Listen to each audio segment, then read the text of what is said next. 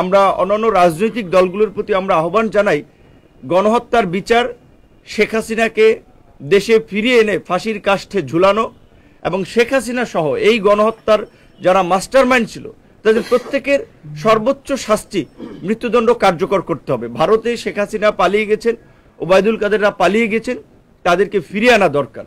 কারণ এই আওয়ামী লীগকে যদি আমরা এই গণহত্যার দায়ে যদি বিচারের মুখোমুখি করতে না পারি, শেখ হাসিনা ওবায়দুল কাদেরদের ফাঁসি নিশ্চিত করা না যায়, তাহলে আগামীতে এরকমের এই গণহত্যা আরও ঘটবে, এরকম ফ্যাসিস্ট আরও তৈরি হবে।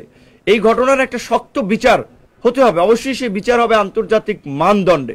সেক্ষেত্রে সরকারকে আমাদের সহযোগিতা করতে হবে এবং নির্বাচন অবশ্যই আমাদের একটা ফাইনাল ডেস্টিনেশন, আমাদের সর্বশেষ গন্তব্য। রাষ্ট্র সংস্কার এবং আলাপ আলোচনার পরে দেশে অবাধ, সুষ্ঠু, নিরপেক্ষ নির্বাচনের মাধ্যমে একটা ক্ষমতার পালাবদল ঘটবে।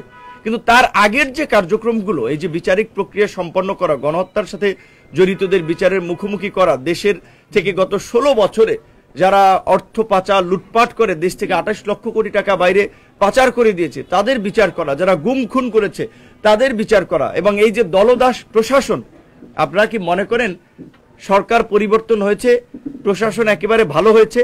প্রশাসনের মধ্যে এখনো যারা আছে, এই আমলারাই তো এই শেখ হাসিনার ফ্যাসিবাদের বড় খুঁটি ছিল। এই প্রশাসনই তো শেখ হাসিনাকে গুম খুনে সহযোগিতা করেছে। কয়জনের চাকরি গিয়েছে, কয়জনকে বিচারের মুখোমুখি করা হয়েছে?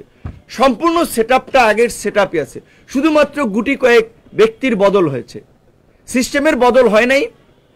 এবং এখনো বড় বড় অপরাধীরা, ক্রিমিনালরা, গুম খুন লুটপাটের সাথে জড়িতরা প্রশাসনে আছে, ব্যবসায়ী কমিউনিটি আছে, সমস্ত জায়গা আছে।